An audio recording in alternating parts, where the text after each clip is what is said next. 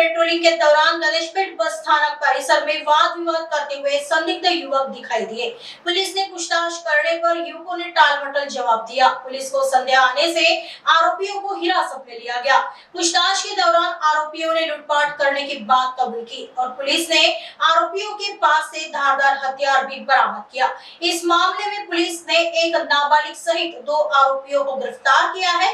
Police स्टेशनच्या हद्दीमध्ये जे patrolling vehicles आणि पेट्रोलिंग मोबाईल्स आणि बीट मार्शल्स आहेत ते माननीय पोलीस आयुक्त सरांनी जे आदेश दिलेले आहेत त्याप्रमाणे त्यांनी पेट्रोलिंग दरम्यान बरेचसे संशयित आम्ही चेक करत असतो आणि संशयित वाहनं चेक करत असतो।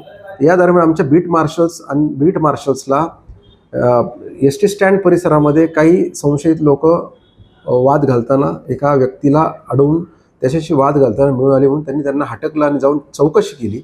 त्यावेळेला असं लक्षात आलं की ज्या व्यक्तीला त्यांनी अडवलं होतं त्याच्याकडे ते सोन्याची अंगठी वगैरे होती, पैसे होते, ते काढून घ्यायचा ते त्याला लुटण्याचा प्रयत्न करत होते आणि ते प्रयत्न करत असतानाच आमच्या बीट मार्शल्सच्या टाईमली इंटरव्हेन्शनमुळे आणि त्या ठिकाणी सतर्कतेने पेट्रोलिंग करत असल्यामुळे तो एक महत्त्वाचा गंभीर गुन्हा असा टळलेला आहे।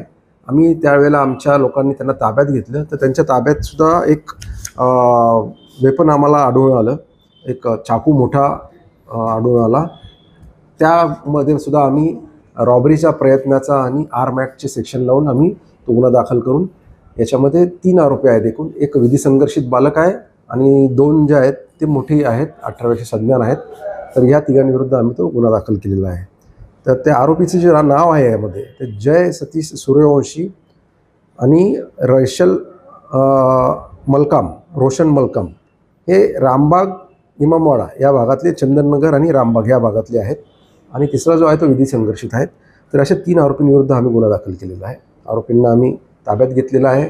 त्यांच्याकडनं जी ती गाडी आहे ती गाडी आणि याच्यासह पूर्ण मुद्देमाल आम्ही जवळपास 35,000च्या वरती मुद्देमाल आम्ही जप्त केलेला आहे।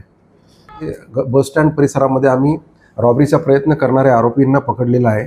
तर त्यामध्ये आमचं बीट मार्शल्स दिगंबर मुळे हे त्या ठिकाणी आणि त्यांच्याबरोबर होमगार्ड आकाश गिरी यांनीही चांगली कामगिरी बजावलेली आहे।